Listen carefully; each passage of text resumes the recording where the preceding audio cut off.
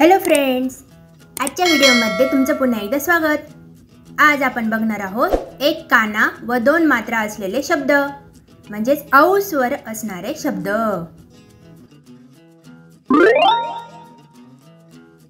पहिला शब्द बघूया, 14। च अधिक एक काना व दोन मात्रे बरोबर चौ, म्हणजे 14। दुसरा शब्द, नौका।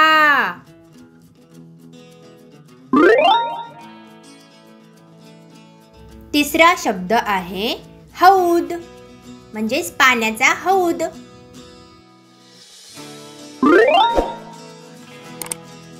पुढे शब्द आहे औषध, म्हणजेच मेडिसिन्स।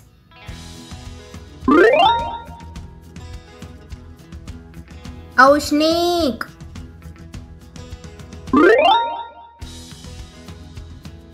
अशा प्रकारे अजून काही शब्द बघूया, कौल, दौत, सौदा, गौरव, चौफेर, गौर, दौड, गौरी, चौधरी, चौकडी, मौन, दौरा, हौस, चौरस, गौरू, चौथा, मौज, कौतुक, चौपाटी, यौवन।